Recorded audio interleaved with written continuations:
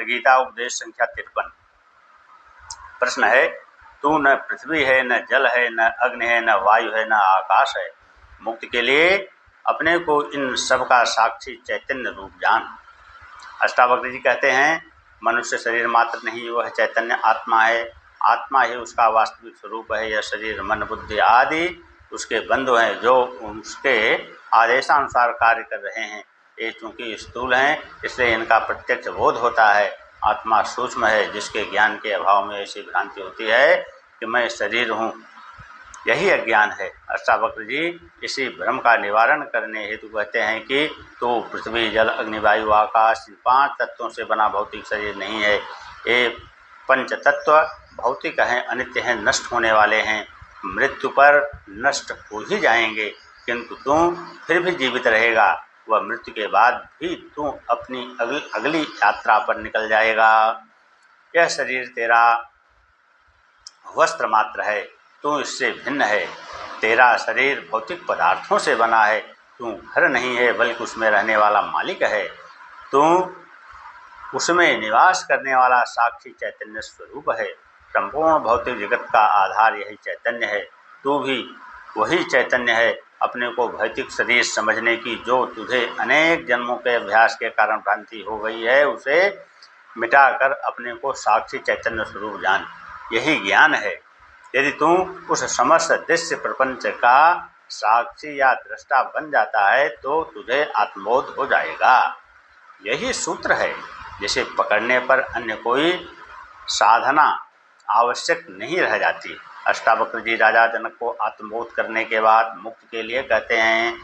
जो जनक का दूसरा प्रश्न है कि मुक्ति कैसे होती है, यदि तू देह को अपने से अलग कर और चैतन्य में विश्राम कर स्थित है, तो अभी ही सुखी शांत और बंधन मुक्त हो जाएगा।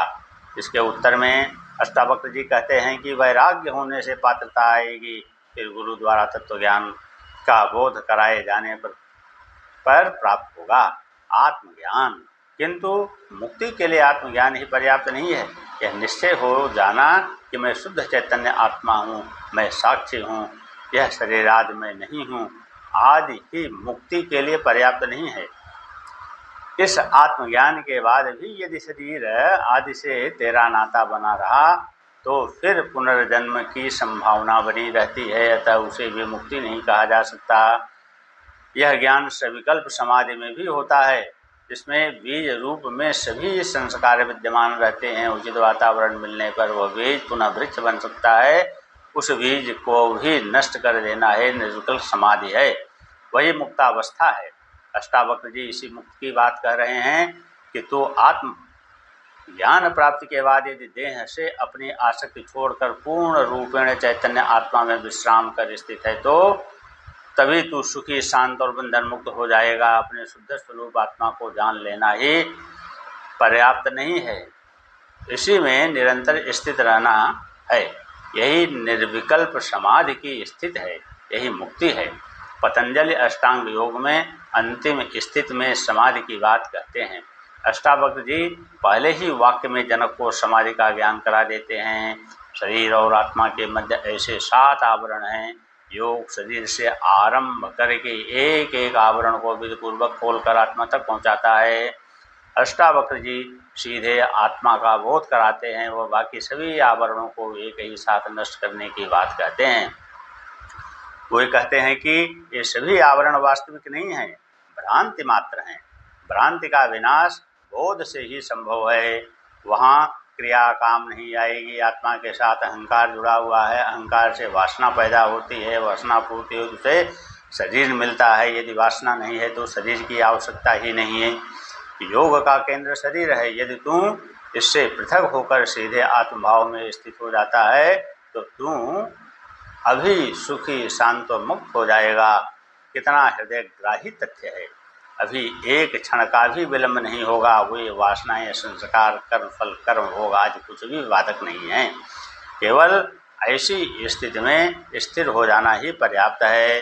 जैसे रस्सी में सांप का भ्रम हो जाने पर उसे प्रत्यक्ष देखने से ही वह भ्रम है संशय मिट जाता है, कुछ कर्मकांड जब तब मंत्र साधना हठ योग आदि क्रियाएँ आदि नहीं करनी पड़ती हैं, उसी प्रकार अष्टावक्र जी आत्मबोध ही पर्याप्त मानते हैं। इससे समस्त भ्रांतियाँ मिट जाती हैं एवं मनुष्य मुक्ति को प्राप्त हो जाता है।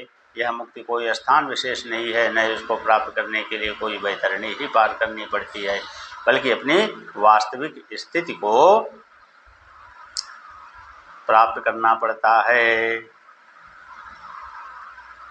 जान लेना है, जो प्रत्यक्ष दर्शन से ही संभव है। इसी से समस्त ग्रंथियाँ खुल जाती हैं। ये सभी ग्रंथियाँ ज्ञान की ही हैं। शिव गीता में भी कहा गया है कि मोक्ष का किसी लोकांतर में गृह या ग्राम में निवास नहीं है, किंतु अज्ञान रूपी हृदय ग्रंथि का नाश ही मोक्ष कहा जाता है। जो चैतन्य आत्मा में विश्राम कर ठहर गया वही मुक्त है। सभी कर्म शरीर व मन के हैं। जो शरीर और मन के प्रति आसक्ति रखता है उसी का कर्म बंधन का कारण बनते हैं। आत्मा का कोई बंधन नहीं है, वह करता नहीं, दृष्टा नहीं। दृष्टा कभी कर्म बंधन में नहीं बंधता। ये सभी भोग कर्म अहंकार लोभ आदि शरीर व मन के धर्म हैं, आत्मा के नहीं। जो अपने को आत्मा मानकर शरीर से अपना संबंध छोड़ देता है वह मुक्ति ही है।